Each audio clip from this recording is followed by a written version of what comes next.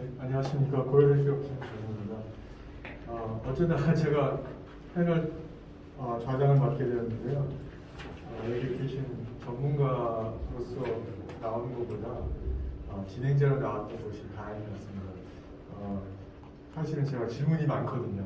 그래서 궁금증도 많고 그래서 그런 식으로 오늘 자유롭게 메타버스에 관련해서 이렇게 토의하고 의견도 내주시고 또 오디언스분들도 자유롭게 의견 주시면 좋을 것 같습니다.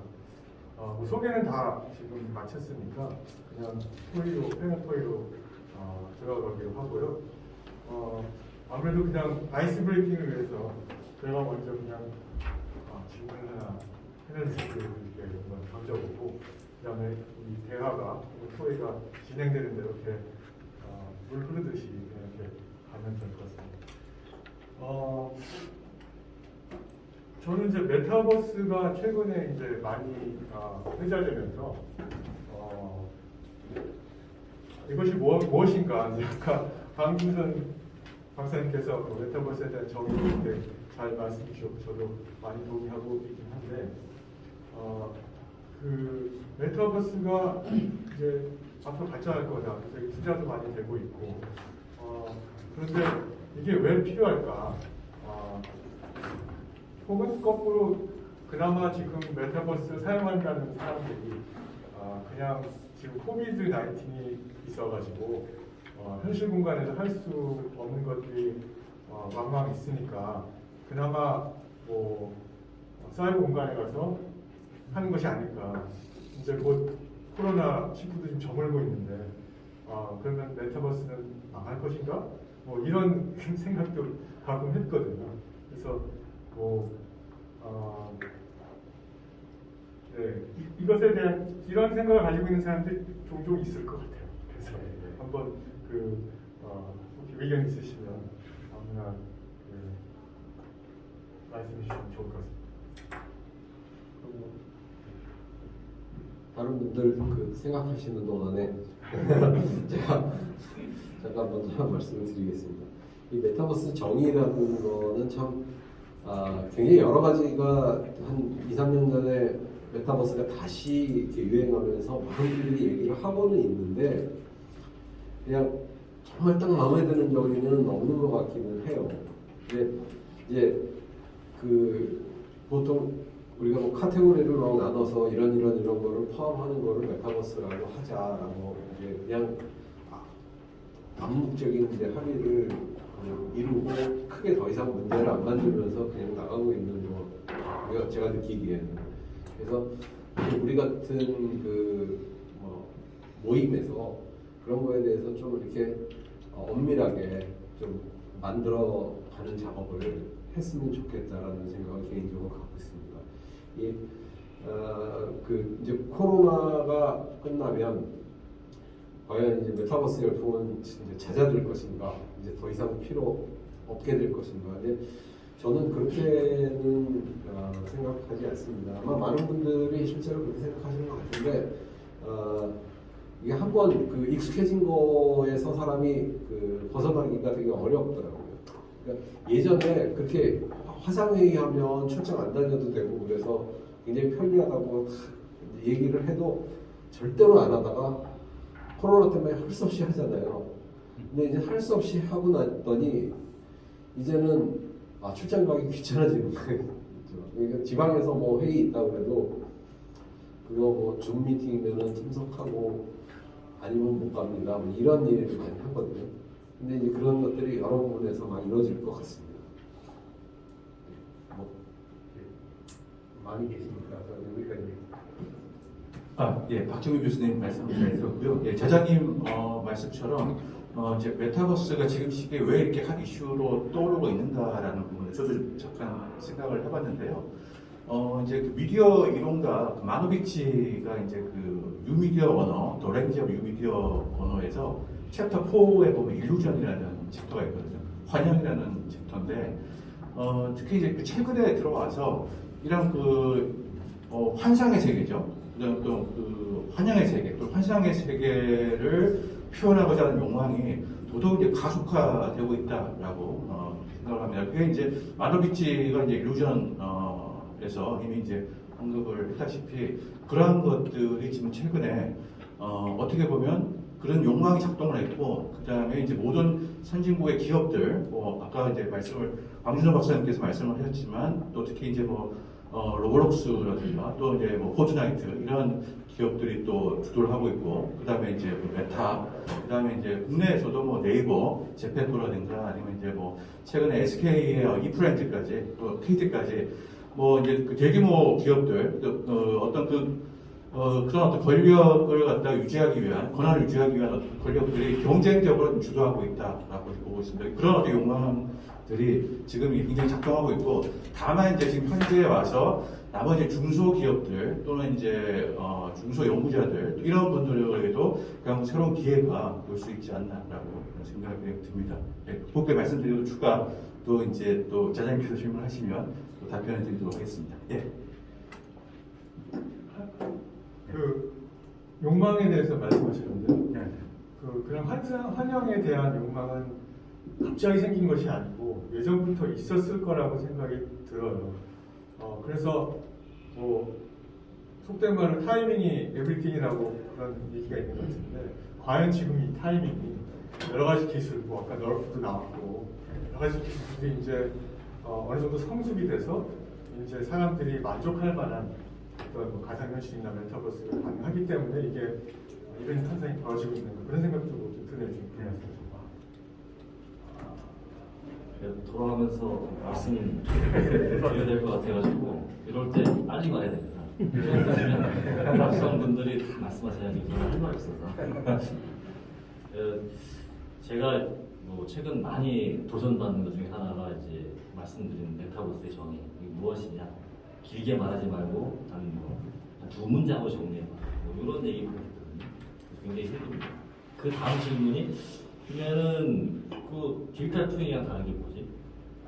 그럼 뭐 디지털 트윈이랑 뭐 다 막 설명하고 그 다음은 그거랑 그러면 디지털 트랜스포메이션은 어떤 관계가 있는지 모르겠고, 한 번 더 들어가면 이게 IT 융합하고 뭐가 다르냐? 뭐 이런 질문을 엄청 제가 받고 있는데 아직도 저도 뭐 이렇게 뾰족한 답은 없습니다. 말씀하신 것처럼 이제 이런 뭐 자리에서 포럼에서 그런 좀 명확한 정의하는 것부터가 굉장히 큰 의미인 것 같기도 하고, 제가 이제 산공과 교수님하고 좀 말씀 나누면 5Y, 한 5번 Y를 집으려면 답이 나와요. 그래서 왜 메타버스인지, 그리고 또 메타버스에서 찾을 수 있는 게 뭐가 있고 무엇이 잘못되고 이런 거를 계속 질문하다 보면 아마 궁극적인 정의에 좀 도달할 수 있을 거라고 판단하고요. 그리고 사실 그 두려움이 있습니다. 저도 저희 연구원에서 이제 메타버스 사업단을 야심차게 이제 발족시켰는데, 말씀하신 것처럼 이제 코비드-19 가고 나면 현실에 대한 그 폭발적인 그 보복 소비 이런 거에 대해서 소외되는데, 그런 증상들이 지금 나타나고 있거든요. 사실은 이제 그 작년 동안 그 TV, 노트북, 패드 엄청난 소비를 불러일으키는데, 그에 따라 당연히 그런 반도체도 엄청난 소비를 일으켰죠. 지금 인텔에서 이제 제시하는 그런 컨센서스는 한 5%, 마이너스 5% 성장을 제시한다고 하더라고요. 그만큼 이제 다 샀단 말이죠. 이제 다 샀어. 다 사가지고 이제 더 이상 소비를 하지 않을 거다라는 그런 비관적인 그런 전망도 내세우고 있는데, 말씀하신 것처럼 이제 한번 익숙해진 거에 대해서 다시 돌아갈 수 있느냐. 저도 이제 신입사원들한테 많이 물어봅니다. 그러니까 뭐 저도 뭐 MZ 세대에 이제 과연 메타버스가 그들에게 어떤 의미가 있는지. 우리 애는 확실해요. 우리 애는 롤에 미쳐 있어요. 우리 애는 확실히 메타버스 시대인 것 같아요. 그 친구는 자기 옷을 사지 않고 자기 캐릭터 옷을 훨씬 더 많이 삽니다. 훨씬 더 많은 돈을 주고. 제 생각하기에는 하여튼 그걸 봤을 때는 그 친구가 뭐 코비드-19이 지난다고 해서 롤 안 할 것 같지는 않거든요. 그래서 계속 할 것 같아요. 계속 살 것 같고.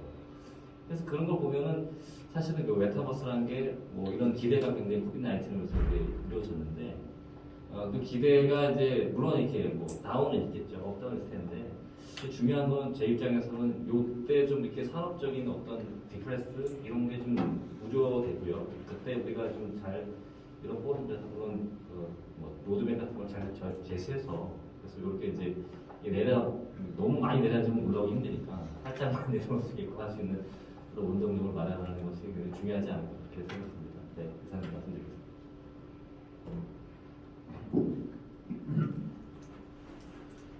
세대 프로그램입니다.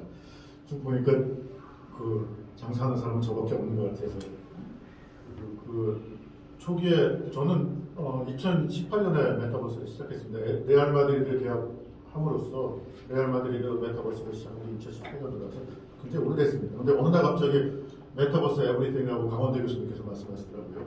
저는 동의하지는 않습니다. 그렇다고 해서 뭐 지금 정의를 이게 맞다 저게 맞다 하는 것도 저희 같은 정상분들한테는 사치고요. 저희 것만 먼저 말씀드리면 저희가 5월 11일 날 레알 마드리드 가정세계를 오픈해서 내일이 딱 30일째 MAU가 나오는 날입니다. 많은 사람들이 야 그게 되겠어? 근데 저희가 내일 MAU가 100만이 넘습니다. 한 달 만에. 참고로 메타가 호라이즌 월드를 만들고 12월 달에 작년에 만들고 2월 달에 MAU를 30만이라고 발표했습니다. 그러니까 메타의 호라이즌 월드보다 3배가 빠른 거죠. 100만까지 올라갔는데. 저는 아까 말씀드린 대로 기술적인 부분보다는 저한테 제일 많이 질문하시는 분들은 투자자들이세요. 그리고 회장님들, 돈 많은 분들. 정말 내가 나한테 수도 없이 많은 메타버스 하는 회사들이 찾아오는데 당신 생각은 어떻게 될 것 같느냐. 저 안 된다고 얘기합니다. 당연히 된다고 해도 책임지면 안 되니까. 수도 없이 많은 메타버스를 하겠다는 회사들이 나옵니다. 뭐 패션에서 뭘 해서 메타버스를 한다, 뭐 백종원을 모시고 무슨 메타버스를 만들겠다. 수도 없이 많은 얘기들이 나오는데 저는 안 될 거라고 보는 게 맞습니다.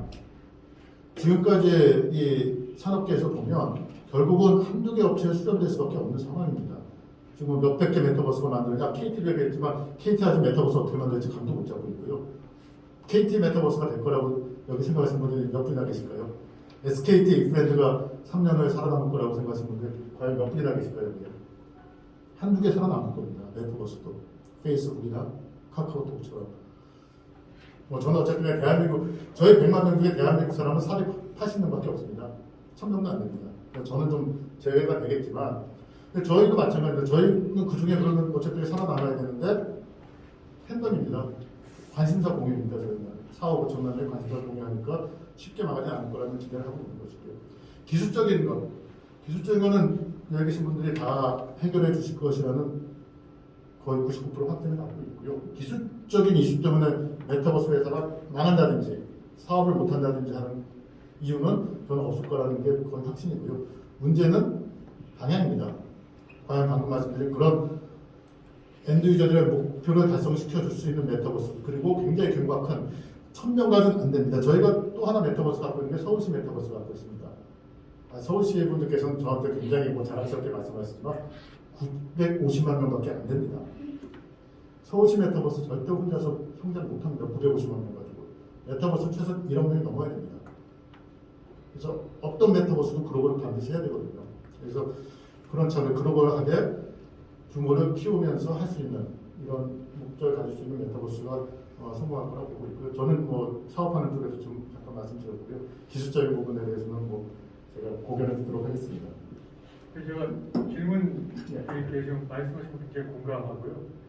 아까 뭐 메타버스 발전 방향 뭐 얘기가 있었지만 그 얘기를 들어보면 이 그런 메타버스가 플랫폼보다는 뭔가 컨텐츠인 것 같다. 그러니까 뭐 성적 유익은 뭐 자랑을 하는 것이든 어떤 특정 사용자들이 원하는 그 컨텐츠에 집중을 하고 그것만 뭐 제공할 수 있는 어떤 플랫폼. 그러니까 예를 들면 이플랜드나 뭐 제가 잘 모르지만 제페토를 보면 컨텐츠가 되게 많아요. 아마 거기서 많이 사용되는 건 몇 개 없겠지만 약간 옴니버스처럼 막 이렇게 있고 골라 쓸 수 있는 그런 형태인데 그거는 별로 정말이 있어 보이지가 않고 그냥 진짜 특화돼서 그런 것만 딱 제시해 줄 수 있으면 또 참여자도 많고 그래서 사업을 할 수 있다 이렇게 느껴지기도 하고 그런 측면에서 조금 왼쪽하고 오른쪽이 다른데요. 메타버스가 좀 한국에서 성공에 두 개 있다고 말씀드렸는데 하나는 제페토, 하나는 위버스입니다. 위버스는 컨텐츠가 많습니다. 위버스는요 아무거나 이 물병 하나만 갖다 줘도 거기서만 볼 수 있는 BTS가 마셨던 물병이면 들어가서 봅니다. 저희 레알 마드리드도 마찬가지입니다. 뭐 못한 걸만 해도 이거 비니우스 주니어가 입은 옷이면 와서 봅니다. 컨텐츠가 중요한 건 위버스가 맞고요. 위버스는 언뜻 보면 들어가 보시면 메타버스 같지 않아요. 저는 메타버스 아니라고 했어요. 처음에 한 2년 전에 리버스 처음 봤을 때 이게 무슨 메타버스야. 메타버스하고 전혀 동질감이 없는 그 구성인데도 불구하고 우리는 메타버스라고 부르면서 거기는 컨텐츠가 많고요. 제페토가 이제 다른 겁니다. 제페토는 말씀하신 대로 그렇게 하나도 없어요. 근데 왜 갈까? 그냥 던져나가 가는 겁니다. 걔를 그 아바타에다가 옷 안 입히거든요. 당장 퇴치당합니다. 그래서 아바타를 이쁘게 입혀주고 우리 옛날에 싸이오들처럼. 그리고 남자애들, 아니 여자애들 하나 들어오면 남자애 쫙 모입니다. 그냥 보고 싶은 거예요, 그냥 여자애들하고 떠들고 싶고 남자애들하고 떠들고 싶고 어린 마음에. 근데 그런 시장은 지난 20년 동안 있어오지 않았습니까? 뭐 카카오톡도 마찬가지고 네이버도 마찬가지고. 그래서 그거는 어쨌든 간에 인간의 본성이기 때문에 그런 공간은 필요하고요. 이런 제페토 같은 큰 한 1억 명이 모이는 메타버스가 수용해 주는 거니까 제페토는 반드시 살아있을 거라고 저는 믿음이 있고요. 위버스도 반드시 살아있을 거라고. 왜냐하면 컨텐츠 때문에. 그래서 두 개가 좀 다른 방향의 메타버스라고 사업적으로 보입니다.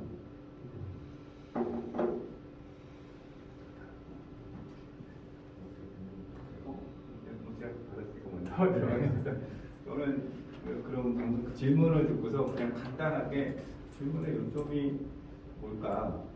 그럼 제가 생각하는 거는 그럼 메타버스가 과연 뜰 것이냐? 그냥 그렇게 저는 이 질문을 이해를 했거든요. 근데 메타버스 과연 사실 계속 유행을 하고 있는데 앞으로 지속될 것인가 뜰 것인가에 대해서는 저는 당연히 뜰 거라고 생각을 해요. 이거는 왜냐하면은 모든 산업계와 영국의 염원이에요. 메타버스를 지금 안 하면 살아남을 수가 없습니다. 전 세계적인 유행이기도 하고, 그리고 메타버스라는 게 굉장히 좋은 거는 메타버스가 기존의 AR, VR 여러 가지 시설 투입보다 범위를 굉장히 넓혀놨기 때문에 굉장히 많은 사람들이 들어와서 뭐 융합 연구가 됐든 여러 가지 일들을 할 수 있는 어떤 장을 만들어놨기 때문에 이 부분은 저는 어떻게든 계속 갈 거라고 생각하고 뜰 거라고 생각을 합니다. 그건 의심할 여지는 없고요. 근데 이제 최근에 들어서 사실 이제 메타버스라고 이제 표방하는 뭐 콘텐츠가 될 수 있고 플랫폼이 될 수 있지만 거기에 대해서는 사실 저는 조금은 실망을 하긴 했어요. 제가 아마 대부분의 사람들이 아까 저는 이제 계속 실사사진의 퀄리티를 계속 말씀을 드렸는데 영화에서 많이 보던 그런 그 퀄리티, 레디플레이어문이나 우리가 생각하는 이 메타버스의 퀄리티를 현 시점에서 만족시켜주지 못하고 있기 때문에 이번에 이제 팬데믹으로 일시적으로 들어가긴 했는데 빠지는 이유는 그 사람들이 정말 좋은 기회가 왔는데 잡아놓을 수 있을 정도로 충분한 퀄리티가 안 나왔기 때문에 좀 빠졌다고 생각을 하긴 하고요. 그렇지만 어쨌든 이번 기회를 통해서 사람들이 일단 웬만한 사람들은 메타버스라는 용어, 뭐 디지털 휴먼 이런 용어를 이제 다 압니다. 이거는 당연히 앞으로 갈 거라고 생각을 하기 때문에 그리고 뭐 멈춰서도 안 되는 일이고요. 그러면 아마 우리나라 경제나 전 세계의 경제가 큰 영향을 받을 수도 있을 거라고 생각합니다. IT 쪽, 특히 IT 쪽 분야도 그렇고 이런 IT를 뒷받침해주는 뭐 제조나 다른 산업도 다 마찬가지고요. 그리고 앞으로는 이제 제가 생각하기로는 기존에 이제 저도 뭐 세컨 라이프 한참 유행할 때 이제 삼성에 있을 때 그것 때문에 여러 가지 조사를 많이 하긴 했는데요. 그 부분 세컨 라이프나 뭐 메타버스 이런 것들이 결국 현실 세계에서 경험하지 못한 걸 어떻게든 할 수 있는 그런 부분이고 또 나름 우리가 사생활이 보장이 될 수 있는 부분이기 때문에 우리가 세컨 라이프를 통해서 아까 말씀드린 여러 가지 지금 일어나는 많은 것들이 있긴 있었고요. 거래라든가 뭐 비라든가 이런 게 있었는데 되게 재밌었던 거는 현실 세계 와이프가 있는데 세컨 라이프에 또 다른 와이프, 또 다른 여자랑 만나서 결혼하고 살림을 차리고 이런 얘기를 들었어요. 당연히 그래서는 안 되긴 하지만 윤리적으로 이제 그렇게 되면 안 되긴 하지만 가상 세계인데 진짜인데 안 돼. 이런 식으로 사실 이제 그렇게 하면 안 되지만 이런 그 메타버스나 새로운 이런 세컨 이런 식의 그 월드는 현실에서 생각하지 못했던 것, 상상할 수 없었던 이런 것들을 다 할 수 있는 공간. 그렇지만 어떻게 보면 어떤 윤리적으로 봤을 때는 또 약간의 익스큐즈가 될 수 있는 이런 부분도 있고 사실 그렇게 하긴 안 되긴 하지만 그런 부분에 있어서 인간의 본능이지 않을까 저는 생각을 해요. 그래서 지금 살고 있는 현실 세계 말고 또 다른 상황을 살아보고 싶다. 특히 뭐 영화 인셉션 같은 데 보면은 거기에서 나오는 게 어떻게 보면 메타버스가 될 수 있고 꿈속에 어떻게 메타버스가 될 수 있긴 한데요. 현실보다 오히려 꿈의 길을 좋아하는 사람이 있을 수도 있거든요. 그런 부분에 있어서 어떤 인간의 이런 그 본성과 그다음에 지금 현재 전 세계적인 추세, 유행에 따라서 이런 부분들은 저는 절대 망하지 않을 거라고 생각하고요. 누구도 망하기를 원하지 않고요. 누구도 망하게 하지도 않을 거라고 저는 생각합니다. 여기까지가 제 의견입니다.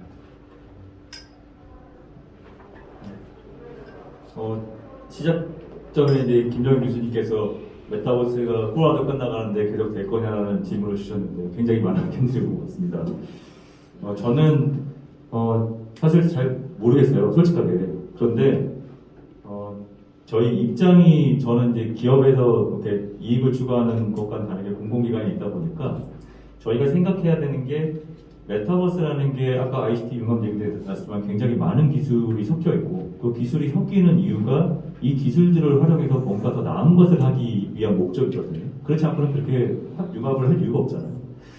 그러면 융합을 해서 뭔가 나은 거를 발견할 수 있다면 그냥 하면 되는데 그걸 안 할 이유가 없다라고 생각이 들고 아까 규모 얘기도 했지만 사실은 굉장히 많은 비용을 들여서 사람들이 도대체 원하는 게 뭐지를 찾아내고 그리고 굉장히 많은 이용자 수를 끌어들여야 사실은 유지가 되는 것도 맞는 얘기긴 한데 저희가 이제 학계와 연구계에 있는 사람들 입장에서는 이거 잘 되는 데만 잘 되고 나머지 다 그냥 몰라 이렇게 하는 게 아니라 다 같이 한번 상생을 해보자는 마음이 큰 거고 그래서 이제 생태계에 관련 얘기를 한 거고 외국은 어떻게 하는데 우리나라는 어떻게 해야 되냐는 R&D에 대한 전략을 저희가 그래서 논의하는 거잖아요.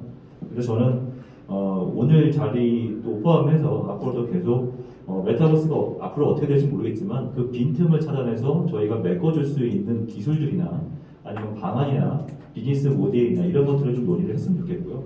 그러기 위해서 저희 정부도 계속 그 메타버스로 할 수 있는 그 가능성에 대한 연구나 아니면은 이 메타버스를 어떻게 개방형으로 만들어서 많은 사람들이 참여해서 이득도 보고 기술 경쟁력도 강화하고 하는가를 좀 생각을 많이 해보는 게 아닌가 싶습니다. 그래서 저는 뭐 잘 모르겠지만 그것들이 잘 굴러갈 수 있게 하는 것들이 저희 전문가의 역할이 아닐까 이렇게 생각한다고 말씀 정리하겠습니다.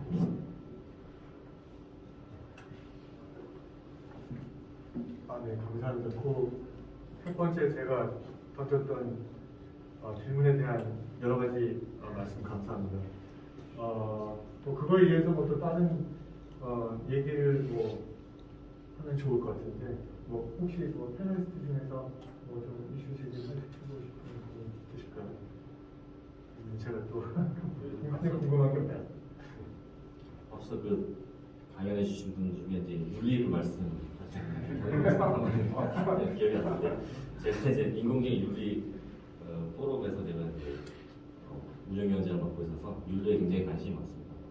이게 이제 모르겠어요. 지금 뭐 유럽에서는 뭐 여러 가지 디지털화에 대한 그런 세금이나 법규들이 계속 생겨나고 있고 최근에는 이제 인공지능에 대한 그런 레귤레이션이 이제 제정됐죠. 2023년부터 그 벌금을 매기는 그런 이제 프로세스가 생겨나고 있어요. 근데 유럽이니까 좀 그럴 면이 없지 않습니까? 뭐 전략적일 수도 있죠. 지금 이제 인공지능 패권이 미국과 중국이 거의 가져가 있다 보니까 유럽이 이제 배제된 상황이고 그러다 보니까 디지털 법도 자꾸 강화시켜서 좀 방어하는 거는 없지 않아 있긴 한데, 근데 그런 부분들에 대해서 이제 메타버스 역시 점점 이제 시장이 건전하게 아까 말씀드린 그 약간 물리적 뭐 약간 이렇게 도피 이것도 물론 한 분야 중에 하나 같은데 뭐 비가 아니라 이루다 같은 것 같아요.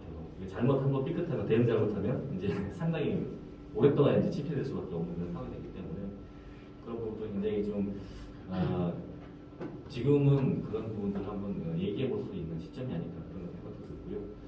그리고 뭐 앞서 말씀하셨던 그런 저는 이제 되게 관심 있는 부분은 이제 인터랙션 부분이고 그 싱크로나이제이션 부분인데 저는 이제 그 메타버스에서의 그런 흥미를 계속 유지할 수 있는 부분이 그런 그 현실 세계 앞으로 말씀드린 싱크로나이제이션 부분 그리고 그 가상과 가상과 현실의 인터랙션 그리고 또 하나는 이제 멀티 페르소나에 대한 갈망 이런 부분들이 아마 좀 지켜주셔야면 어쩌면 이제 메타버스가 좀 더 잘 발전할 수 있는 그런 포인트가 될 수 있지 않을까 싶은 생각이 들고 말씀하신 것처럼 대부분의 이제 SNS에서의 활동들이 현실과의 다른 나를 표현하는데 굉장히 그 열을 올리고 있는 것처럼 앞서 저도 이제 아까 그 주변 강의하신 그 디지털 휴머에 대해서 이제 인간과 동일한 카피를 만드는 게 맞는지 아니면 나와 다른 뭔가 다른 그런 걸 만드는 게 좋은지 그리고 또 나와 다른 익명성이 유지됐을 때 그 속에서 생각할 수 있는 그런 논리적 병폐 이런 것들을 참 여러 가지 각도에서 좀 생각을 해봐야지만이 요즘 속된 말로 지속 가능한 메타버스 생태계가 이렇게 발생되지 않을까 그렇게 생각을 하고 있습니다. 지금 뭐 자연스럽게 이게 연구 방향이나 이런 걸 어떻게 갖고 가야 되는지 쪽으로 좀 말씀을 해주신 것 같은데요. 메타버스 윤리 같은 경우는 뭐 제가 이 자리를 빌어서 잠깐 홍보하자면은 21일 날그 우리 포럼 2차 포럼의 그 주제가 메타버스 윤리입니다. 그래서 임승호 관장님도 꼭 좀 참석해서 좋은 의견 주시면 좋을 것 같습니다. 그리고 저는 사실 개인적으로는 이 리얼월드에 대해서 이제 관심이 많거든요. 방금 이제 리얼월드와 버추얼의 어떤 뭐 싱크로나이제이션이라든가 UI, UX 문제를 말씀하셨는데 제가 이제 연구하고 있는 내용도 원래는 계속 리얼월드 기반으로 모든 거를 이제 생각하는 거를 하면서 증강현실을 접했었는데요. 요즘에 이제 제가 몇 년 전부터 관심을 갖고 이제 하고 있는 게 이게 이 과연 그 리얼과 버추얼이 이렇게 있을 때 리얼월드가 우리가 이제 사용자가 그 버추얼월드에 어떤 변형을 준다든지 하는 거는 되게 자유롭게 가능하고 그게 이제 VR이잖아요. 근데 여기에 이제 증강현실이 됐을 때 버추얼 오브젝트 같은 것들이 리얼월드에 나타나가지고 막 뭔가 영향을 주는 거가 과연 가능한가? 그런 거에 이제 의문을 갖고 이제 그 실사를 막 자연스럽게 변형시키고 하는 거에 대한 연구를 제가 이제 한 7, 8년 전부터 해왔는데요. 그 기술을 잘 접목을 하면, 그걸 실시간에 잘 접목을 하면 이제 가상이 현실에 영향을 주는 걸 보여줄 수가 있겠다. 그래서 이제 그쪽으로 좀 연구를 많이 하고 있고 최근에 이제 사용자와 가상 세계와 현실 세계 이 세 가지를 근데 가상 세계, 현실 세계를 보는 이제 사용자의 입장은 이런 뭐 스마트 글래스가 됐건 뭐 휴대폰이 됐건 어떤 또 다른 창을 통해서 보는 거죠. 그래서 이제 그 관계에 대해서 이제 뭐 좀 고민을 해서 이제 논문도 쓰고 그랬었는데요. 이게 이제 진짜로 현실의 어플리케이션화가 되려면 저는 몇 년 전에 그 아람브라 궁전의 추억이라는 그 TVN 드라마를 보고서 되게 충격을 받았는데 제가 한 20여 년을 그 AR을 연구했어도 생각이 그렇게 못 미쳤거든요. 근데 그 역시 작가적 상상력 같은 거가 참 탁월하더라고요. 그러니까 야 이런 거 배워야 되겠구나. 근데 기술적으로 그거를 과연 할 수 있을까? 그래서 이제 그런 고민을 갖고 막 이제 또 주제를 이제 도출해서 또 이렇게 적용하려는 노력을 하고 있고 그래서 저는 이런 리얼월드 메타버스를 구현하는 어떤 기술 그런 것들이 이제 잘 됐습니다. 사실 전통적인 뭐 우리 용어로 얘기하면 그냥 AR 기술을 어떻게 잘 하느냐 하는 거일 수도 있겠지만 그런 어떤 새로운 리얼월드 메타버스라는 이런 어떤 큰 프레임워크를 가지고 이렇게 접근하는 거 되게 재미있을 것 같다고 지금 개인적으로 생각합니다. 네. 그 말씀하신 그 영화도 에이넌이라는 영화가 있었는데요. 네. 거기 보면은 주인공의 눈에 이제 글래스 같은 게 있고 아마 AR 영상도 볼 수 있고 그래서 주인공이 뭐 지하철에서 쭉 내려가는데 해킹을 당해가지고 그러니까 그 사람 해안가 같은 사람이 계단을 이렇게 조작을 해서 넘어지게 만드는 거. 되게 재밌네요. 예, 저 박정현 교수님 이제 말씀하신 그 알람브라 궁전을 말씀하시니까 생각나는 게 이제 뭐 드라마에 나왔던 이제 그라나다의 어떤 실제 세계에 대한 이야기고 또 그런 어떤 그 작가적 상상력에 실제 기술에 영향을 미치고 기술이 또 오히려 또 많은 어떤 다양한 학문간의 어떤 학자들한테 또 영감을 불러일으키고 또 새로운 어떤 세계를 표현할 수 있는 그런 가능성이 있다고 생각합니다. 그래서 이번 지금 우리 김정현 교수님께서 말씀하셨던 앞으로 향후에 대한 또 미래 또는 향후에 대한 대응 방안 이런 관점에서 보면 이제 어떻게 보면 지속 가능한 생태계가 좀 반드시 좀 실현이 돼야 되겠다라고 생각이 되고요. 그런 관점에서 이 연구가 어떻게 흘러가야 되냐. 물론 이제 공학자들의 연구도 굉장히 중요합니다. 중요하지만 타 전공자들 또 향후에 또 이제 메타버스 윤리에 관련된 또 이제 또 세미나도 열리고 하니까 여기서 뭐 인문학자 또 아트 앤 테크놀로지 예술과 기술 또 인문학과 기술 이런 어떤 여러 다양한 어떤 학문이 협업할 수 있는 그런 연구 환경이 조성되어야 되지 않겠나라는 생각이 들고요. 그래서 학문간 융합 또는 이제 학제간 연구죠. 이런 연구가 될 수 있는 그런 어떤 환경이 조성이 되면 정말로 이제 어떻게 보면 아까 이제 네거티브한 어떤 시선에 대한 말씀도 굉장히 공감되고요. 그렇게 되지 않으려면 굉장히 좀 건전한 어떤 생태계가 되지 않겠나라는 생각이 좀 들고요.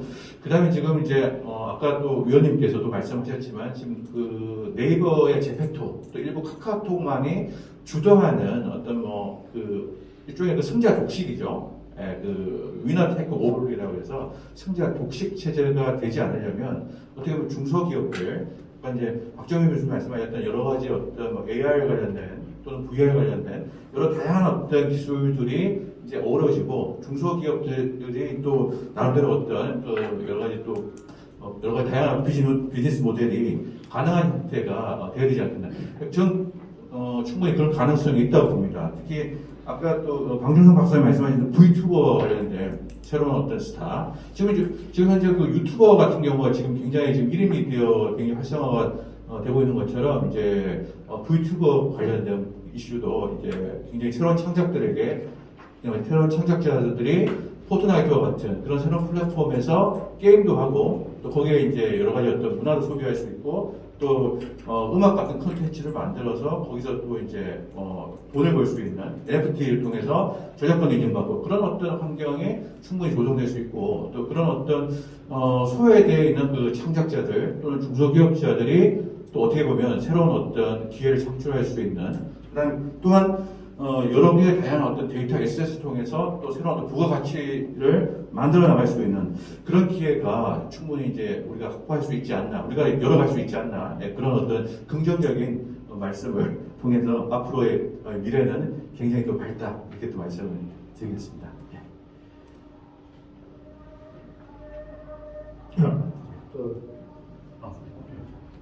일단 교수님께 제가 다시 찾아볼게요. 저희가 바르셀로나는 AR입니다. 저희가 세계 1위 스포츠 클럽이 레알 마드리드고요. 2등이 FC 바르셀로나인데 바르셀로나가 레알하고 똑같은 거 하면 안 된다고 해서 AR로 했습니다. 저는 뭐 밝다 어렵다고는 조금 아쉬운 게 하나 있긴 해요. 저는 이제 사업하는 사람으로서 같은 동료 사업하는 사람들이 회사는 두 가지 목표, 그러니까 두 가지 기반을 가지고 가지 않습니까? 경쟁력, 기술 경쟁력하고 하나는 비즈니스 모델이거든요. 근데 우리나라 저를 포함한 이런 중소기업들이 되게 조급해요. 조급하다 보니까 기술 경쟁력에 대한 관심이 그렇게 많지가 않습니다. 돈만 벌면 최고거든요. 그래서 비즈니스 모델에 관심이 많습니다. 무슨 얘기냐면 지금 메타버스들 대부분 한 두세 달 만에 뚝딱 유니티로 만들어집니다. 유니티로 만드는 게 언리얼로 만드는 것보다 한 5배 정도 쉽습니다. 왜냐하면 유니티에는 한 97% 정도가 SS가 있어요. API가. 언리얼은 아직 API가 공급이 안 돼서 그 다음에 언리얼 5 나온 지가 얼마 안 됐기 때문에 되게 어렵습니다. 어려운 길을 안 가려고 하는 거죠. 그래서 뚝딱뚝딱 만들고 싶은 겁니다. 그러다 보니까 제페토, 네이버나 카카오한테 이길 수가 없는 거예요. 한 1, 2년은 돈을 벌 수 있는데 3년째 되면 경쟁력이 없으니까 더 이상 미래가 없는 거예요. 그래서 중소기업들이 대부분 반짝하고 사라지는 이유가 대한민국이 투자받기 위해서 너무 쉬운 기술, 비즈니스 모델로 근데 그것도 한두 개는 또 성공하거든요. 기술이 없어도 비즈니스 모델만 가지고. 그런데 그러다 보니까 너무 많은 우리 중소기업들, 벤처업체들이 거의 비즈니스 모델로 승부를 하려고 그러지 기술이 1등으로 승부하려고 하는 데가 별로 없다는 겁니다. 단점이 또 하나 말씀드리면 아까 메타버스를 유니티만 만든다. 제가 요번에 그 지방선거하면서 수도 없이 많은 메타버스나 디지털 모델이 나왔습니다. 저는 오세훈 시장을 캠프를 만들었어요. 메타버스로. 자존심상 그 충도 캠프에 나오는 디지털 행원을 유니티를 대충 캐리커처처럼 만들고 싶지 않겠습니까? 그래서 언리얼 5 아까 소개해 주신 메타 휴먼을 만들었어요. 고생 많이 했죠. 저 빼놓고 나머지 모든 캠프에 있는 후보자들은 다 캐리커처입니다. 유니티로. 그만큼 쉽게 가려고 한다는 게 저는 좀 답답하고 또 하나 이슈입니다. 오늘 디지털 휴먼이 가장 큰 이슈였는데 오늘 되게 저도 공부를 많이 했습니다. 그런데 버추얼 휴먼 이렇게 나눈다는 걸 오늘 처음 알았는데 저는 2016년도에 김광석을 시즈 디지털 휴먼을 만들었어요. 그 다음에 유재하, 신해철, 김현식 한 번도 딥페이크 뭐죠? 버추얼 휴먼을 만들 생각을 안 했어요. 왜냐면 그건 제가 안 해도 되니까. 기술적 경쟁력이 1도 없으니까. 그거는 대학생들이 한 시간에 만들어낼 수 있는 건데 굳이 우리 같은 벤처에서 그 기업체에서 하기는 아닌 것 같다. 그래서 지난 거의 7, 8년 동안 손도 안 대고 관심도 없었는데 지금 돈 버는 데는 거기가 벌거든요. 기술로 돈 버는 게 아닙니다. 비즈니스 모델인데 또 거기다가 제가 얘기한 건데 지금 버추얼 휴먼으로 막 신문에 많이 나오는 많은 한 100개 정도 되는 우주승 같은 회사들 중에 3년에 남은 회사는 하나 정도 남을 것 같습니다. 기술이 없으니까요. 차별화가 안 되거든요. 그냥 반짝한 아이디어일 뿐이죠. 그래서 제가 아까 말씀드린 좀 미래가 밝다고 하셔가지고 제가 확 마이크를 들었는데 저 미래가 밝다고 보지 않기 때문에 마이크를 들었는데 미래를 그렇게 안 봅니다. 그러니까 그 회사를 사업 오래 하다 보면요 힘드니까 미래가 자꾸 어둡게 보이는 거예요. 밝게 보면. 근데 이 어둡게 보이는 이유 중에 하나가 너무 그냥 쉽게 가려고 한다는 거죠. 한 5년 후에 돈을 번다고 생각하고 좀 묵직하게 가야 되는데 기술도 아까 저기 임 박사님 말한 것처럼 좀 어려운 기술 이걸 한 5년 정도 하면 뒤돌아봤을 때 카카오나 네이버가 따라올 수 없는 기술 그런 걸 해야 되지 않겠습니까? 그런데 그런 기술을 안 하니까 네이버하고 카카오 맨날 지는 겁니다. 한 6개월만 하면 되는 기술 뭐 그런 걸로 자꾸 일을 하니까 죄송합니다. 예. 이쪽에서 플로우에서 이제 한번 제가 좀 이따 가야 돼서 그 사실은 저희도 이제 저 애트리이었는데요. 저희도 이제 저는 원래 이제 인터넷 관련 기술 개발을 굉장히 오랫동안 해오다가 이제 IPTV라는 융합 시대 되면서 방풍 융합 시대 오면서 이제 그런 쪽 그 기술로 넘어왔어요. 그게 이제 2009년쯤 된 것 같고요. 제가 임승옥 본부장님을 처음 만난 게 13년에 우리가 그 메타버스 기반 스마트 전시안내 시스템 개발 과제 했던 거 기억나요? 네. 그죠?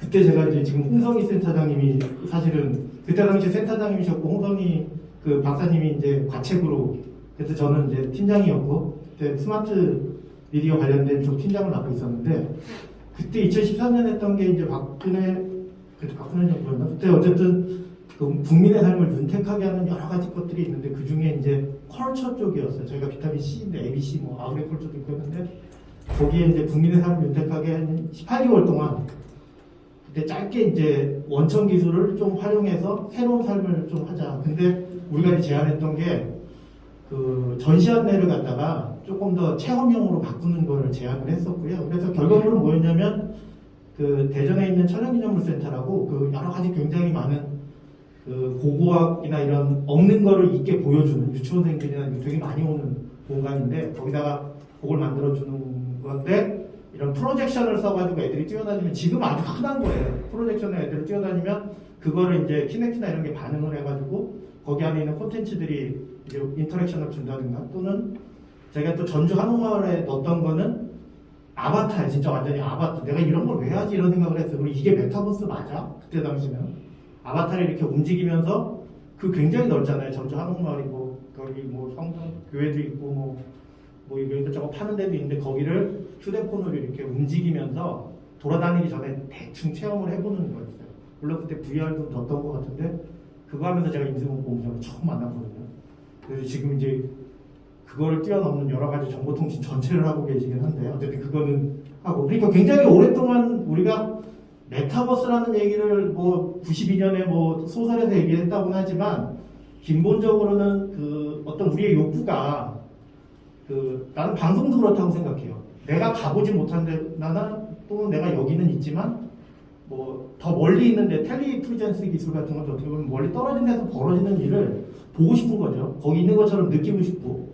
그런 적인 원천적인 욕구가 코로나를 만나가지고 갑자기 이게 확 부각이 된 거죠. 그러면서 다시 메타버스가 부각이 됐어요. 그래서 이제 오늘 얘기들 뭐 메타버스 죽을 거냐 살 거냐 하지만 메타버스라는 이름은 없어지더라도 그냥 우리가 해왔던, 특히 이만수 박사님 저런 굉장히 오랫동안 그 학예하시면서부터 해왔던 이런 디지털 휴머노이드나 뭐 이런 모션 캡처하고 그러게 CG하고 거기에 또 박명 박사 얘기한 인터랙션들이 가미되고 하는 그런 것들은 계속 인간의 욕구랑 물려서 돌아갈 것 같고요. 그 중에서도 또 되게 돈이 되는 거라든가 뭐 내가 내 자랑질이라든가 진짜 말씀하신 아까 대표님 말씀하신 그런 것들은 정말 여러 가지 유형으로도 계속 살아남겠죠. 그래서 저희가 이제 그때 13년에 하고 올해 제가 시작하는 것 중에 그 초실감 메타버스를 위한 입체 영상 공간 컴퓨팅 과제라는 거를 제가 에트리 내부 과제로 이제 받았어요. 근데 그건 이제 6년 과제로 받은 거예요. 근데 그게 뭐냐면 그 지금 보면은 말씀하신 대로 언리얼이나 이런 유니티를 가지고 조금 이렇게 게임 엔진을 이용한 좀 캐릭터 같이 이렇게 만들어주는 것인데 실제처럼 자꾸 만들려고 하지만 실제는 아니잖아요. 조금 더 실제로 보이게 하는 아까 그 벨리가 있긴 하지만 정말 실제로 만들어서 어떤 한계를 넘었으면 그 다음부터 내가 정말 거기 있는 것도 느끼게 할 텐데 그게 2030년에 가능할지 40년에 가능할지 모르겠어요. 그래서 당장 돈이 되고 이러는 것과 시류에 타는 거와 별개로 오늘 R&D 전략과 핵심 기술이기 때문에 그런 부분들은 아마 국가에서도 계속 지원을 받아야 되고 혹시 거기에서 나오는 굉장히 우리가 빨리빨리 만들어지는 게 있다면 대표님 같은 데서 계속 그 뭐 돈이 되든 사업이 되든 또는 국민들이 또는 우리 그 전 인류가 좀 또 새로운 어떤 체험을 하고 삶의 질을 변화시키는 위한 그런 것들에 대한 노력들은 계속 이제 이루어질 거라는 그런 생각을 가지고 있습니다. 그래서 다만 이제 이 메타버스라는 개념이 예전에 했던 VR, XR이랑은 저는 완전히 달라진 개념이라고 생각하고요.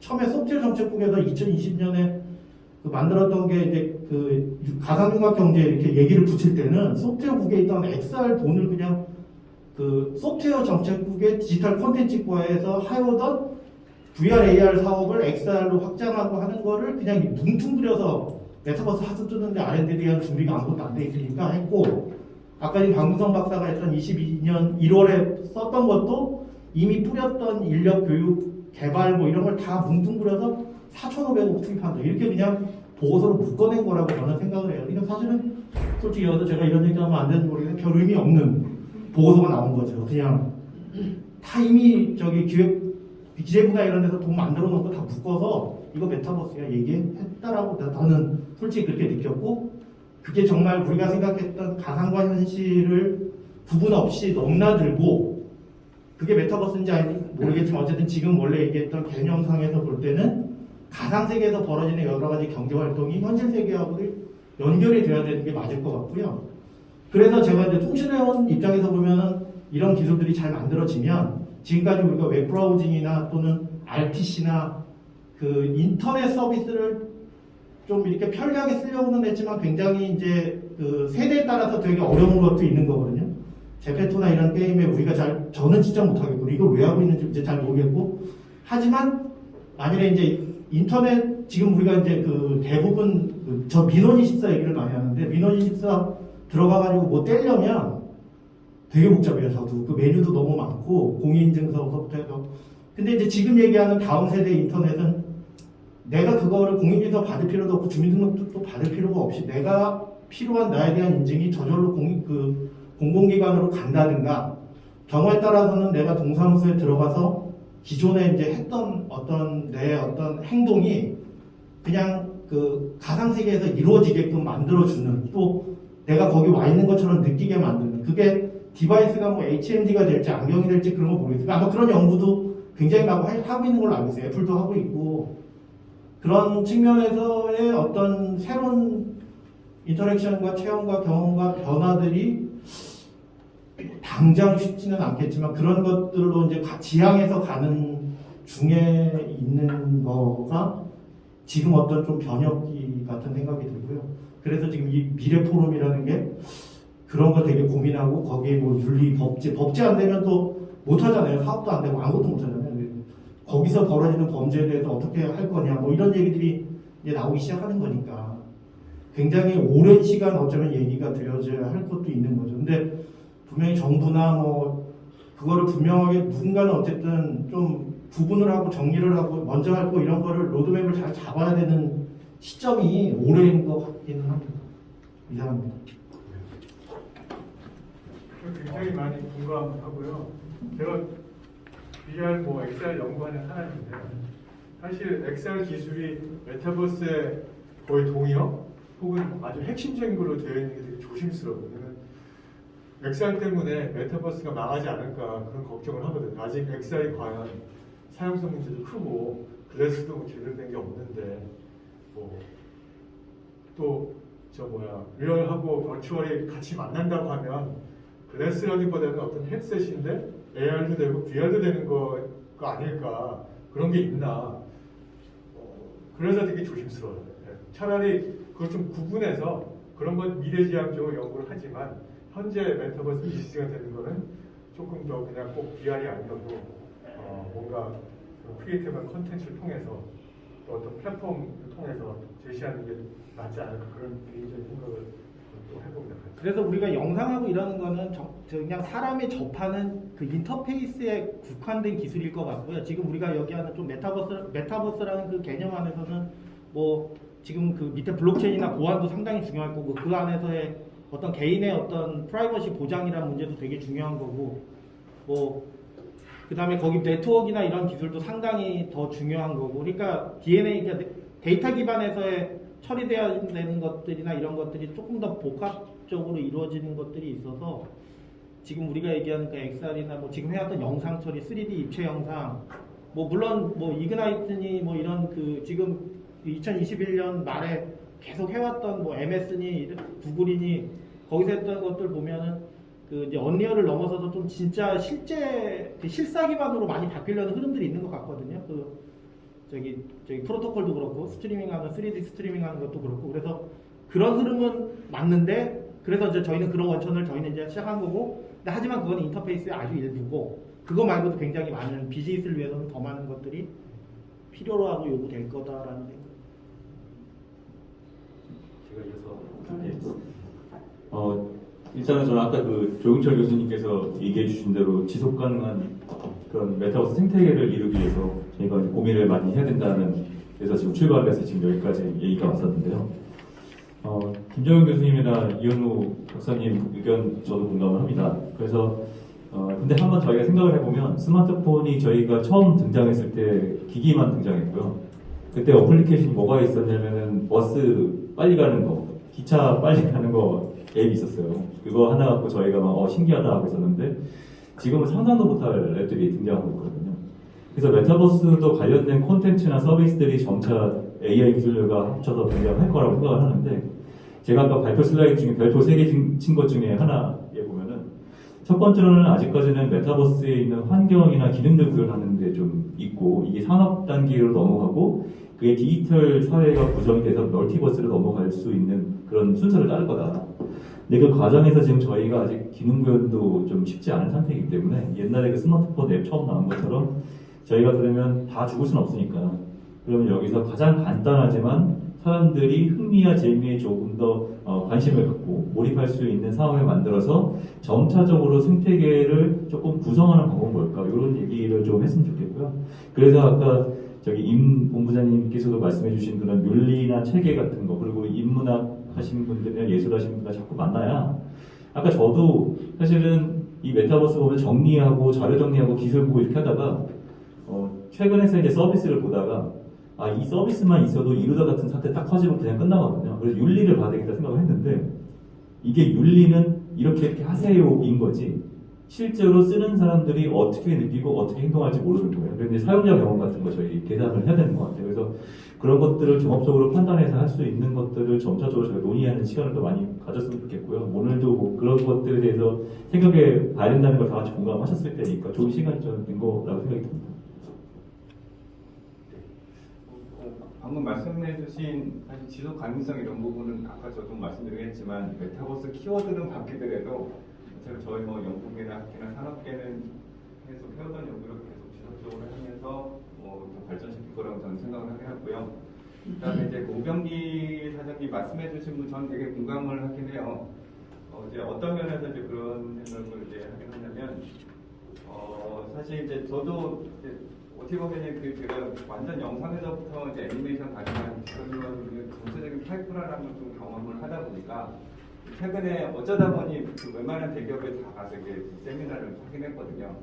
근데 가서 얘기를 하다 보면 저는 굉장히 많은 기술을 벌써 가지고 있을 줄 알았는데 생각보다 그렇게 많이 갖고 있지 않더라고요. 저희가 생각하는 거 외로 굉장히 이제 사람들의 기대치만큼 홍보만 냈지만 실제 기술은 많이 없는 것을 엔지니어랑 얘기하다 보면 많이 느껴지는데요. 그런 부분에서 이제 그 전에 하신 지금 그 전에 하셨던 그냥 3D 캐릭터로 말고 그냥 실사용으로 정말 노력을 많이 하고 실사용을 했던 이런 부분에 있어서도 이게 지금 저희가 생각하는 메타버스는 정말로 영화 속에 있는 메타버스인데 실제로 이제 제페타운이나 이런 거 들어가 보면 예전에 그냥 뭐 게임, 멀티조 게임이랑 뭐가 다를까 그런 부분이 계속 저는 사실 느끼긴 했어요.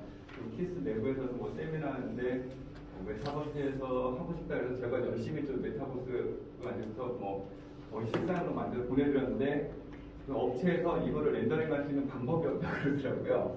그래서 이거 이렇게 만든 게 무슨 의미가 있지? 결국은 이걸 2D로 렌더링한 다음에 비디오를 들었어요. 그 업체에서요. 이런 식으로 저희가 생각하는 사실은 보면 이제 연구소나 학교나 기업이나 그 요소 기술들이 다 있는 데는 있긴 한데 이거를 이렇게 잘 모아서 일반 사람이 생각하는 메타버스의 수준을 보여준 적이 사실은 없는 것 같아요.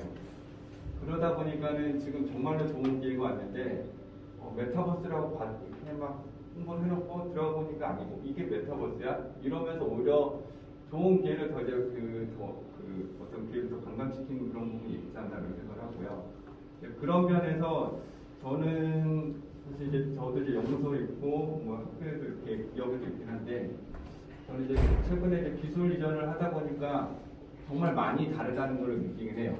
기업에서 원하는 기술과 제가 이제 이전하는 기술과 기업은 바로 쓸 수 있는 기술을 했으면 좋겠고 저는 이제 연구를 하는 기술이다 보니까 실제로 여러 가지 또 이렇게 작업들이 많이 필요하고 그래서 사실 이제 지금 이 포럼 자체가 앞으로 이제 그 메타버스는 앞으로 큰 과정이나 이런 계획에 있어서 가긴 할 텐데 그런 것 때문에 하는 걸로 알고 있긴 한데요. 그런 부분에 있어서 조금 위험 부담을 가지지 않고 이제 학계, 이제 연구계, 산업계가 한번 놀아볼 수 있는 과제. 이게 뭐 과제 성과 이렇게 나와 이러는 게 아니고 저희가 뭐 페이스북이나 MS나 보면 정말 기가 막힌 데모를 만들었어요. 이거는 사실은 웬만한 그 회사나 연구소 하나 할 수 없는 그런 걸 하지만 일단 그런 기술이 나오고 나면 시장의 흐름이 바뀌거든요. 다들 이런 거 따라야 돼 이런 식으로 해서 저는 이제 지금 미래 포럼을 하면서 만약에 이제 정보 관계자를 이렇게 듣는다면 이런 그 사업 하나를 만들었으면 좋겠어요. 이거는 다 필요 없고 정말 메타버스에서 우리나라에서 보여줄 수 있는 기술을 한번 다 넣어봐라. 그리고 한번 실험할 수 있게 한번 해봐라. 이게 사업화가 되지 않아도 되고 연구 뭐 논문이 나오지 않아도 되고 특허가 나오지 않았는데 그거 신경 쓰지 말고 할 수 있는 데까지 해봐라. 이런 식으로 해서 뭔가 정말 대단한 결과가 나오면 그런 결과는 당연히 뭐 하다 보면 논문이나 특허 당연히 나올 거고요. 그 다음에 우리나라에서도 저도 항상 꿈이 왜 우리는 구글이나 마이크로소프트 나오는 이런 대단한 데모, 뭐 메시나 예전에 홀로폴테이션 이런 것들을 좀 보여주면 정말 좋지 않겠나 그런 생각을 좀 하고 있고요. 그런 면에서 이제 저도 좀 반성을 좀 하고 있고요. 기술이자면서 저도 많이 반성을 하고 있어요. 저희 이제 연구소에서 조금 더 잘 쓸 수 있는 기술을 해야 되는데 너무 연구자 마인드에서 그냥 그런 기술만 하는 그런 부분이 있고 말씀하신 부분 중에 이제 또 하나가 실사화가 정말 필요한 것이냐라고 하는데 사실 실사화는 당연히 필요하지만 사실 못하기 때문에 안 하는 거긴 해요. 실제로 이게 실제 수준의 그 지상용을 만드는 것 자체도 정말로 어려운 그 시간도 많이 걸리고 투자금도 많이 걸리고 당연히 자동화용으로 하고 있지만 그래서 아까 말씀드린 로지 같은 경우도 제가 알기로는 분당 억대가 들어간 걸 알고 있거든요. 얼굴 하나 만들 그 정도 들어가거든요. 그래서 이런 부분들은 이제 왜 필요하냐고 생각을 하면 지금 처음 이제 유튜브 막 했을 때는 참 유튜브에서 뭘 할 수 있을까 했는데 요즘 유튜브 채널 없는 사람이 없어요. 예전처럼 자기가 다른 아바타를 사용하는 사람보다 자기 얼굴이 브랜드가 되는 사회거든요. 그런 부분에 있어서 지금 그 디지털 휴머이나 실사 잠깐 똑같은 아바타를 만들면 이게 자기 브랜드가 되기 때문에 이걸로 실제 환경에서 할 수 없는 다양한 어떤 시나리오 내부를 만들어 그 콘텐츠를 만들 수 있다는 점에서 그런 부분에서 이제 실사 콘텐츠는 실사 디자인으로 굉장히 필요하다고 생각하고 제가 이제 늘럴 환경 렌더링 이거 보여드린 이유가 지금 제가 제페토나 이런 흔히 말하는 굉장히 유명한 메타버스 플랫폼에 들어갔을 때 이게 옛날 게임이라고 도대체 뭐다지 그런 마음을 지울 수가 없거든요. 이 메타버스면 정말로 또 다른 세계에 들어가는 느낌이어야 되는데 들어갔을 때 실제감은 조금 덜한 것 같아요. 그런 면에서 이제 계속 제가 뉴럴 렌더링 일부분 들어가야 된다. 그래서 들어갔을 때 사람이 적어도 비주얼로 이게 정말 다른 세계다라고 느끼게 되면 이거는 정말 이제 메타버스가 될 것 같은데 아직까지는 메타버스라기보다는 VR 콘텐츠 이런 느낌이 되지 않을까. 그런 면에서 이제 실사 렌더링 부분에 굉장히 중요하다고 생각하고요. 조금 더 붙이자면 제가 강연할 때도 얘기는 하긴 했지만 기존의 CG 기술은 당연히 미국이나 유럽 쪽에서 굉장히 큰 회사들에서 거의 장악을 했고 기술도 굉장히 성숙을 했긴 했는데요. 지금 제가 말씀드린 뉴럴 렌더링 부분은 이제 2년밖에 안 된 기술이고 어떻게 보면 지금 판도가 바뀌는 상황이기 때문에 저희가 이제 국가적 차원에서 메타버스를 만든다고 하면 이럴 때 다 같이 들어가서 새로 판을 걸어야지 기존에 있는 유니티나 언리얼과는 전혀 새로운 방식으로 이쪽 부분에 저희가 우리나라가 전 세계적인 어떤 메타버스 렌더링 기술, 모델링 기술을 선도할 수 있는 굉장히 중요한 기회라고 생각을 해서 저는 이 부분을 앞으로 계속 하긴 하겠지만 저 혼자만 해서 딴 사람 안 들었으면 좋겠다가 아니고 저는 다 같이 들어와서 이거를 정말 발전시켜서 국가의 어떤 핵심 기술로 가져갔으면 좋겠다는 생각에 저는 어쨌든 메타버스에서 실사화는 굉장히 중요하지 않을까 말씀드리고 싶습니다. 메타버스에서 가장 중요한 전략 과제가 하나 있어요. 근데 너무 큰 과제고 가능성이 없다고 생각하니까 정부도 그렇고 산업계도 그렇고 안 하는 과제가 하나 있습니다. 제가 발표할 때마다 어떤 이런 세션이나 할 때마다 말씀을 드려도 아무도 관심이 없는 과제, 디지털 휴먼 과제입니다. 카카오하고 제페토가 이길 수밖에 없는 이유가 디지털 휴먼, 아바타를 자기들 거 쓰기 때문에 그래요. 독점한단 말이죠, 아바타를. 즉 중앙 집중식 아바타 시스템이에요. 입점시키는 겁니다. 옛날에 IBM 메인프레임처럼 터미널처럼 다 메타버스들이 입점하는 거지 분산 처리하는 컴퓨터를 따로따로 있고 네트워크 연결하는 시스템이 지금 아닙니다. 제페토가 딱 그래요. 카카오도 그렇게 할 겁니다. 걔들의 목표는 자기의 생태계에서 우리 조그만 중소기업들 다른 메타버스 다 밑에 넣고 싶은데 그 밑에 넣는 핵심 역할을 하는 게 아바타예요. 제페토 생태계 들어가면 제페토 아바타 쓰고 제페토 아바타가 돈 다 걷어들이는 겁니다. SKT하고 KT하고 LG플러스가 플랫폼 독점 못하게 하고 서로 메시지가 왔다 갔다 하게 해줬어요. SK텔레콤 메시지가 KT에서 받을 수 있습니다. 즉 SK텔레콤 아바타가 KT로 갈 수 있다는 겁니다. 그런 플랫폼을 만든 거예요. 근데 카카오 플랫폼은 카카오 메시지가 딴 데 못 갑니다. 거기서 만들어야 돼요. 그러니까 90%를 독점할 수밖에 없는 카카오가. 제페토가 그렇게 될 겁니다. 앞으로 가만 놔두면 그렇게 될 거고 아마 모든 사람들이 가만 놔둬서 그렇게 될 것 같습니다. 해결 방안이 똑같이 분산 처리는 돼요. 저희가 레알 마드리드 만든 메타버스 앱으로 다운로드해서 여기 앱이 꽂힙니다. 서울시에서 만든 메타버스 다운로드하면 앱이 여기 꽂힙니다. 다른 앱이에요. 그 앱과 앱 사이를 아바타들이 왔다 갔다 하게 해줘야 됩니다. 메시지 왔다 갔다 하게 해주듯이. 근데 제가 그걸 뭐라고 칭하냐면 오픈 아바타라고 해요. 그 환경이 조성되면, 그러니까 지금 뭐 실사의 아바타를 만들고 여러 가지 기술적인 이슈보다 더 큰 정책적 이슈는 한 사람 독점 못하게 됩니다, 메타버스를. 그러면 메타버스 독점 못하게 하려면 옆에 있는 메타버스와 옆에 있는 메타버스를 어떻게 연결시켜 줄 거냐. 제일 쉬운 방법이 아바타를 연결시켜주는 거예요. 제페토 아바타가 레알에서 돌아다닐 수 있게 하면 됩니다. 레알에서 돌아다니다가 레알 서치를 사입으면 제페토에 돌아가서 그 서치 입고 돌아다닐 수 있게 공통 플랫폼을 만들면 되는데 생각보다 되게 쉬워요. 왜? 툴이 유니티하고 원리얼 같이 없기 때문에. 여기 계신 분들이 합심하고 정부에서 노력하면 가능한 시스템을 만들 수 있는데 아무도 관심이 없고 가장 강력한 제페토나 카카오는 원치 않는 시장입니다. 원치 않는 거예요. 자기들이 전혀 원하지 않는 방향입니다. 이거를 다 터져버리는 거거든요. 자기 밑에 입점해야 될 메타버스들이 더 터져가지고 자기한테 돈 안 줍니다. 아바타 사용이 안 되는 거죠. 그래서 저는 만약 이 프롬이 좀 더 발전한다면 대승적 차원에서 진짜 국가적 차원, 아니 국가가 아닙니다. 전 세계 차원에서 오픈 아바타를 먼저 만들면 결국 디텍터 표준이 되거든요. 많은 아바타가 돌아다니는데 따라오게 돼 있습니다. 근데 제가 4억 5천만 명 갖고 있습니다. 아바타를. 현재. 그래서 해보자고 아무리 얘기해도 카카오 편을 드시는지 안 하시더라고요. 그래서 가능하시면 여기 진짜 기술이 갖고 계신 분들께서 몇 분만 연합해 주시면 여기 플로에 진짜 메타버스 만드시는 업체 몇 분만 연합해서라도 실제로 돌아가는 걸 보여주면 따라오는 사람이 있지 않겠습니까? 근데 제가 작년에 이런 파트너 할 때만 해도 증명 못한 상태에서 막 떠들었는데 저희 회사는 증명했습니다. 됩니다. 해보니까 서울시하고 레알 마드리드 사이에 아바타들이 왔다 갔다 해요. 완전히 서울시는 PC 버전이고 이거는 구글 버전입니다. 가능한 것 같아요. 그래서 정말 여기 계신 능력 있는 기술자들이 동참해 주시면 될 것 같긴 하거든요. 한번 그 과제에 대해서도 다음번에 구체적으로 고민을 해주셨으면 좋겠습니다. 인터로퍼러빌리티 문제를 하여튼 제대로 다뤄야 되겠네요. 네, 좋은 이야기 같다. 마무리 멘트 해야 될 것 같아서.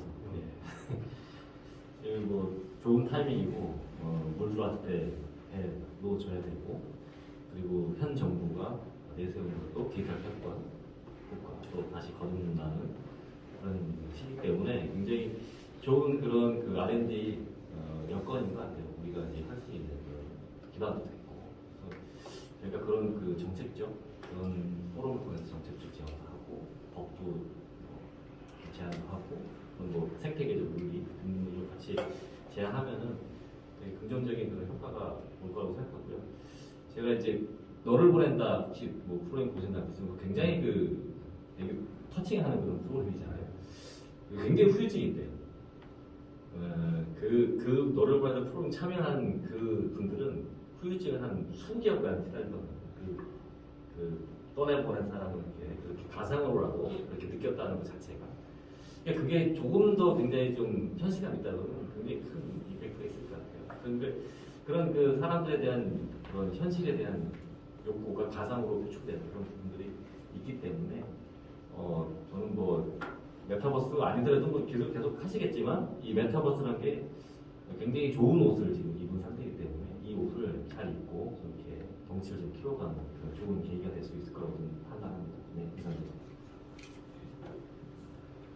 지금 그 오병기 대표님 말씀을 들어보니까 저는 사실은 이제 회사도 하나 하고 있습니다. 그래서 뭐 스타트업 하면서 열심히 어떻게 해야 이제 좀 경제적 가치를 창출할 수 있을지 막 고민하고 있는데 제가 사실은 아바타를 어떻게 이런 여러 플랫폼에서 이제 스포닝을 할 수 있을까 그런 주제에 대해서 되게 고민하다가 사실 그냥 적은 주제입니다. 제가 어떻게 할 수 있는 건 아니더라고요. 회사 레벨에서. 네, 그런데 어쨌든 그런 거가 잘 이루어지면 굉장히 좋을 것 같아요. 저는 그래서 그거를 큰 회사에다가 제안을 해볼 거라고 생각했는데 전혀 좋아하지 않을 것 같다는 생각이 들어가지고 관뒀었거든요. 근데 아무튼 기술적으로는 분명히 가능할 겁니다. 네. 그래서 제가 아까 보니까 이제 되게 연구만 하시는 분들은 굉장히 낙관적인 경우가 많고요. 회사 하시는 분들은 항상 재무제표 들여다보면서 고민해야 되기 때문에 비관적인 경우가 많습니다. 확실한 거 아무것도 없거든요. 돈 들어온다는 거는. 그래서 그 양쪽을 제가 약간은 이제 이해를 하는데 아까 오 대표님 말씀 중에 정말 이 중소기업이 진짜 기술 경쟁력이 중요하고 그걸 위해서 막 한 몇 년간 열심히 해야 된다라고 말씀하시는데 정말 공감을 하지만 몇 년 사이에 죽으면 그냥 끝이거든요. 그런 의미에서는 저는 정부에서 이런 중소기업 진흥하기 위해서 막 스타트업 육성하고 이렇게 해주는 정책들이 굉장히 의미 있는 정책이라고 생각을 해요. 그래서 그런 것들은 지속적으로 계속 됐으면 좋겠다라고 생각하고요. 되게 오늘 연구 방향에 대해서 좋은 말씀들이 많이 나온 것 같아요. 그러니까 저는 리얼월드 메타버스 말씀드렸었지만 메타버스의 UI UX 부분이 굉장히 중요하다라는 거. 그다음에 디지털 휴먼. 사실 사람이 생각할 때는 사람과 사람 아닌 것 모든 것으로 나눠서 생각하기 때문에 디지털 휴먼이라는 것 진짜 중요한 거거든요. 그래서 그런 연구 잘 이루어졌으면 좋겠고 오늘 얘기하는 과정에서 자연스럽게 저희 포럼의 역할이나 중요성 같은 거에 대해서 여기 패널 분들도 그렇고 저기 플로어에서도 강조해 주신 것 같아서 되게 고맙게 생각하고 이제 할 일이 굉장히 많아졌고 책임감을 느낍니다. 네, 감사합니다. 좀 좌장님. 예, 앞서 이제 위원님들 좋은 말씀을 많이 해주셨고요. 상당 부분 저도 역시 이제 공감을 합니다. 그래서 이제 이 산학연에 계신 특히 이제 위원님들 말씀을 드리니까 현재 위기와 기회가 공존해 있다라고 저는 느껴지고요. 그래서 지금 이 시점이 굉장히 또 중요한 시점이지 않나라는 생각이 들고요. 특히 저희 이제 포럼의 역할이 특히 현재 세계 국가가 있는데 이제 플랫폼하고 콘텐츠 정책 국가가 이제 이러한 역할을 굉장히 충실하게 수행해야 되겠다라는 그런 막중한 책임 역시 저 역시 위원으로서도 느끼고요. 그런 가운데서 또 중요한 게 이제 인력 양성이 굉장히 매우 중요하겠다라는 생각이 듭니다. 특히 이제 학부생은 학부생 나름대로 아까 이마석 박사님 말씀하셨던 디지털 휴먼 분야에 대한 이런 좋은 콘텐츠가 나올 수 있게끔 해야 되고요. 또 대학원생들은 또 R&D에 대해서 집중적으로 또 굉장히 연구를 해야 되고, 그다음에 기업과 연구소가 같이 어우러져서 산학연이 같이 함께 또 상생해갈 수 있는 그런 또 정책 지원이 아울러 이루어져야 되지 않겠나라는 생각을 듭니다. 예, 이상입니다.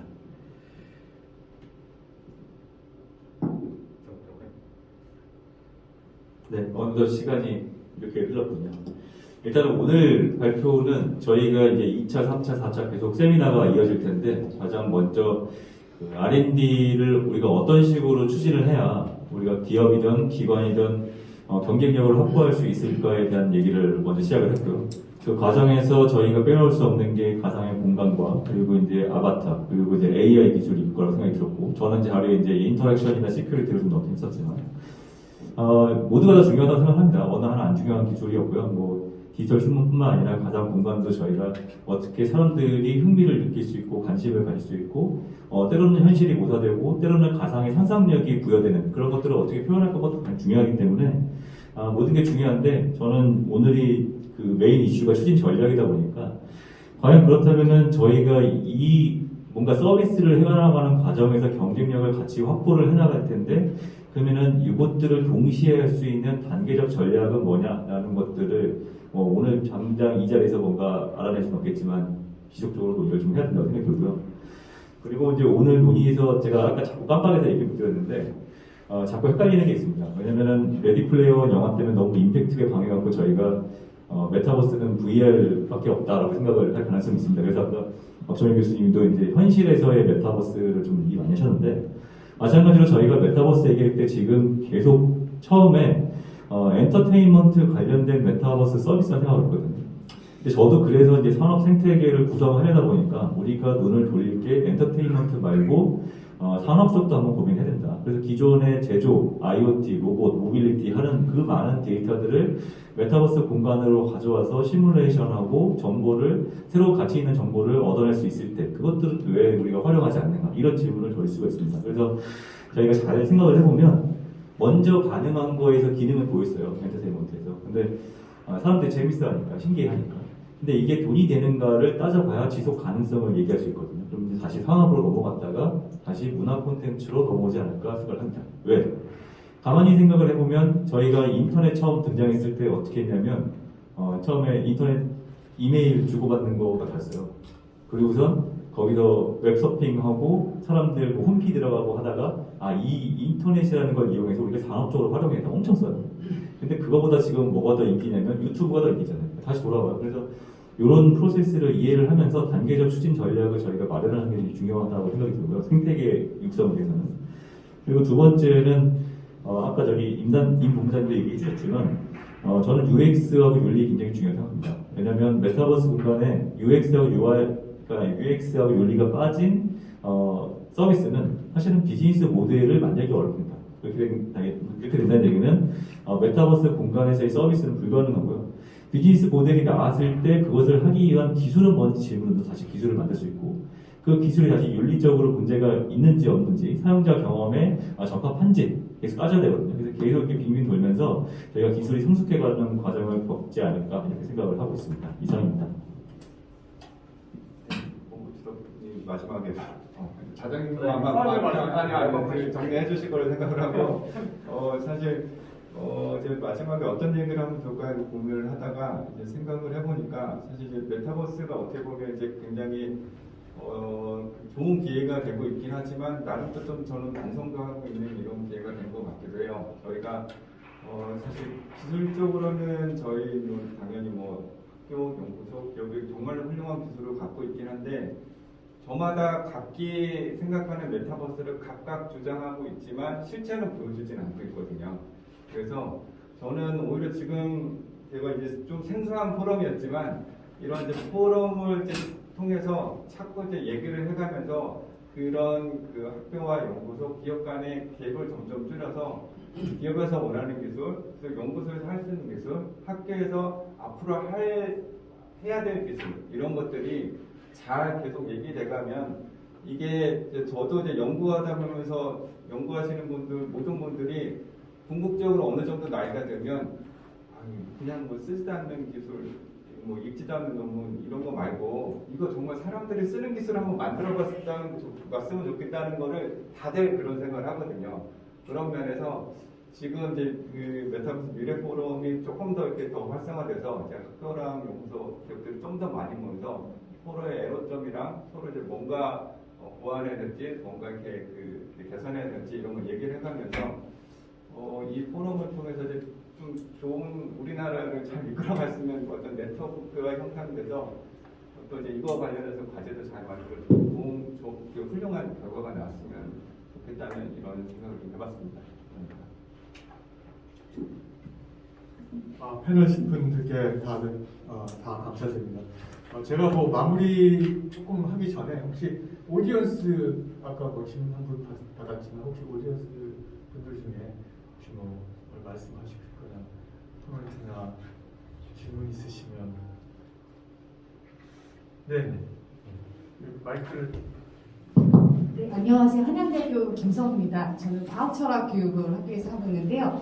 제가 학교 시작점이 좀 늦어가지고 방준석 박사님의 이야기를 못 들어서 저는 이제 인문학의 좀 베이스에서 과학철학을 하다 보니까 좋은 말씀들 많이 해주셨는데 사실 비즈니스 모델, 그 다음에 판매에 대한 이야기를 계속 하시니까 모두를 위한 메타버스가 될 수는 없을까라는 고민을 좀 했고 사회적으로 초고령 사회로 가고 있기 때문에 나이 드신 분들은 메타버스 몰라도 돼요가 아니라 방준석 박사님의 그 이야기 못 들었기 때문에 질문하고 싶은 건 이 페이퍼 안에 그 R&D 추진 전략에 이러한 사회적 가치에 대한 논의도 하고자 하시고 이 미래 포럼에서 그런 것도 좀 다루고 있는지 궁금해서 여쭤봅니다. 잘 들었습니다. 감사합니다.